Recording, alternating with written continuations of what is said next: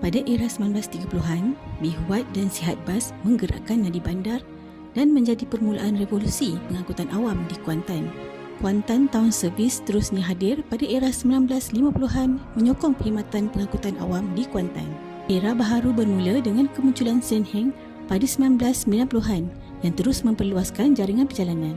Pada tahun 2012, Rapid Kuantan pula tiba dengan memperkenalkan sistem yang moden dan efisien. Bus.my memulakan perkhidmatan pada tahun 2025 sebagai perkhidmatan pengangkutan awam yang bersepadu, inklusif dan mampan. Kajian ini dijalankan bagi mengatasi kadar penggunaan pengangkutan awam yang rendah di daerah Kuantan. Kepentingan kajian: yang pertama, bagi menyelaras keperluan kemudahan pengangkutan awam. Yang kedua, menilai keberkesanan sistem bas henti-henti sedia ada. Yang ketiga, bagi mencadangkan penambahbaikan secara menyeluruh. Dan yang terakhir, bagi menjadi rujukan utama kepada agensi berkepentingan. Kawasan ini merangkumi 296,000 hektar, iaitu 8% daripada keseluruhan negeri Pahang. Populasi penduduk meningkat daripada 571,000 orang pada tahun 2024 kepada 836,567 orang pada tahun 2035. Pusat bertempatan utama termasuk Bandar Kuantan dan Bandar Gambang. Perkhidmatan bas awam disediakan dengan 55 unit bas melalui 16 laluan utama. Menjelang 2050, Pahang menyasarkan 30% penggunaan pengangkutan awam sebagai langkah ke arah mobiliti hijau dan lestari. Sebanyak 95% perjalanan dilakukan menggunakan kenderaan persendirian, manakala pengangkutan awam hanya menyumbang sekitar 5% sahaja.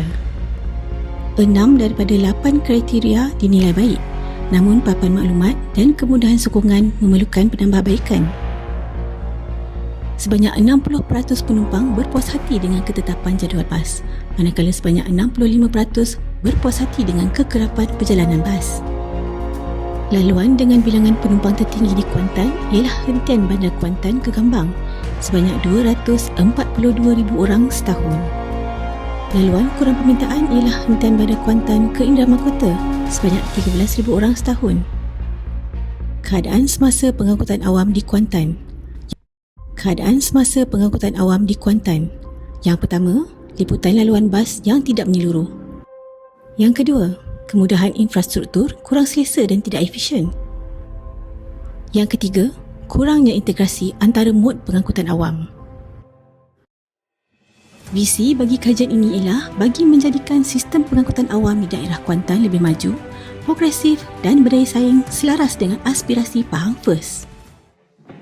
Bagi merealisasikan Pahang First melalui sistem pengangkutan awam di Kuantan, terdapat 5 strategi, 16 tindakan pelaksanaan dan 22 cadangan. Strategi pertama, memperluaskan tahap liputan perkhidmatan bas awam di seluruh daerah Kuantan, melibatkan 1 tindakan pelaksanaan dan 3 cadangan dengan fokus utama kepada pelaksanaan projek laluan bas baharu serta pengenalan projek bas elektrik. Strategi kedua, mempertingkatkan ketepatan masa dan kekerapan perjalanan, merangkumi 4 tindakan pelaksanaan dan 5 cadangan dengan penekanan utama kepada program pengukuhan kekerapan perjalanan dan penyediaan jadual bas yang lebih terancang.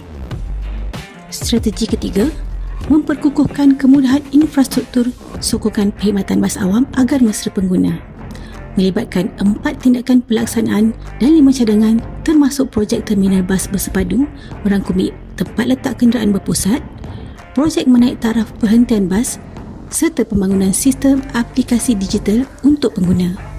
Strategi keempat, mengintegrasikan perkhidmatan bas awam dengan mod pengangkutan awam lain, merangkumi 2 tindakan pelaksanaan dan 2 cadangan. Strategi kelima, penyelarasan dasar dan strategi di peringkat negeri dan tempatan yang berkesan, melibatkan 5 tindakan pelaksanaan dan 7 cadangan.